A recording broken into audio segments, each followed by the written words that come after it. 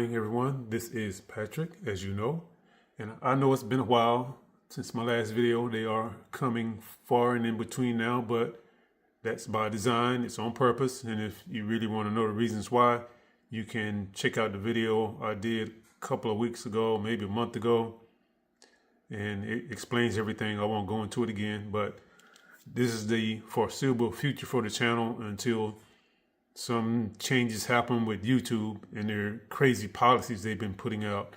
All right, so much for that. All right, I wanted to start off with this one, and I wanted to film it against this black background so you can maybe get a better look at it, because I will zoom out in a minute and show you what I am doing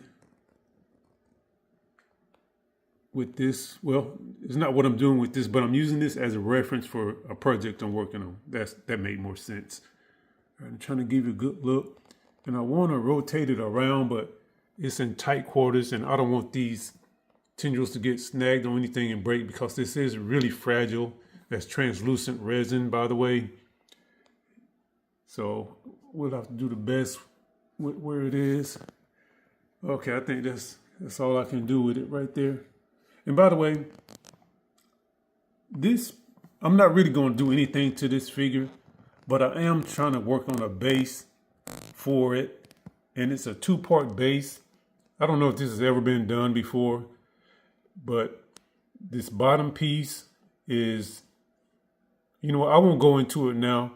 When I get around to this project, I'll talk more about it, but this is a bottom piece, this is a top piece, and I'm trying to integrate a light into this, but that's all I'll say for it. Cut, take two. That's all I will say about it for now. Okay, let's zoom out. And okay, again, I'll refer to the previous video I put out, and I did talk about this briefly, I believe. And I know this still looks kind of like a Frankenstein's monster, or Rocky Horror Picture Show monster or something.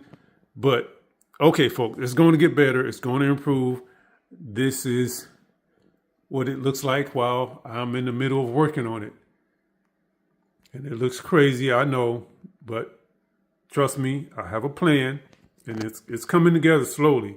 You should have seen this base before I painted it red. It looked like I don't know, it was a mess, but it got better once I painted it the final color.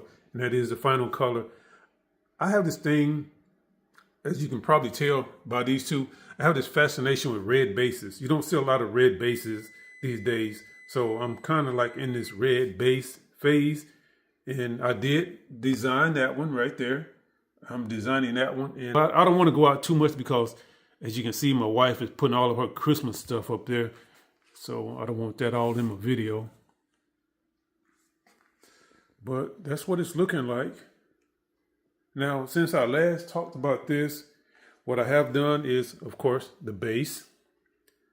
I've put more hot glue on all of the tendrils to make them more sturdy. They're still some of them still a little shaky, but I'll work on that some more. I have worked on this arm. It was, come on, focus. This was longer. I don't know, maybe half an inch longer. And it was a lot bigger, and that arm was too big and too long for this figure, so I had to make it smaller and shorter. Let me see.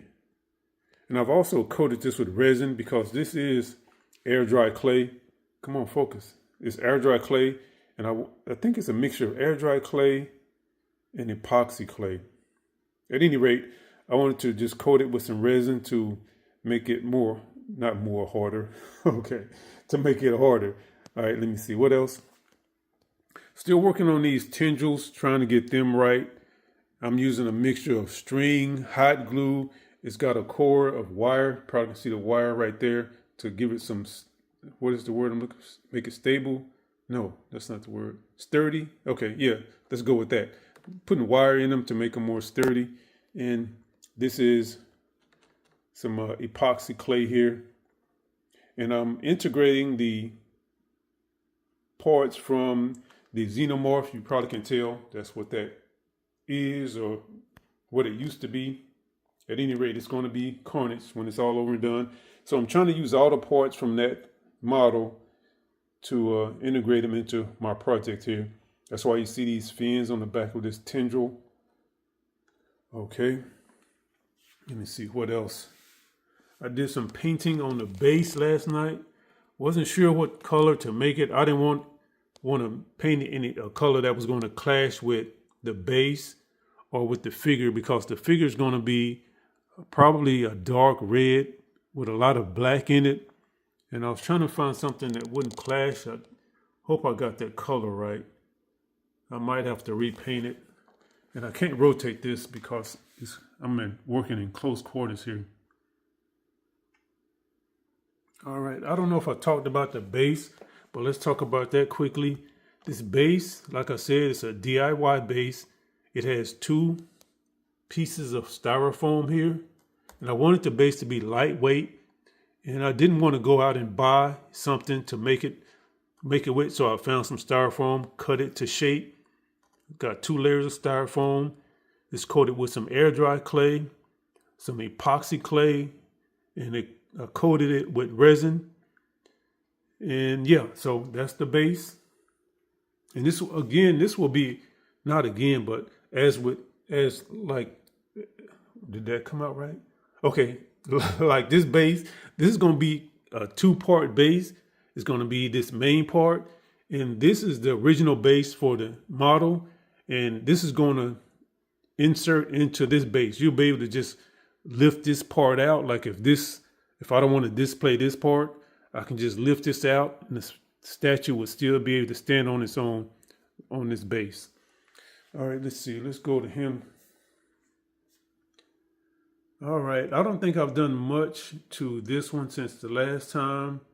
Now, what I have done, I etched his eyes, the little symbol here on his head, the absolute symbol, and that eye, because I will be applying more clay to this, and I didn't want to lose I had drew the eyes on, and I didn't want to lose those once I apply more clay to it and possibly put some primer on it.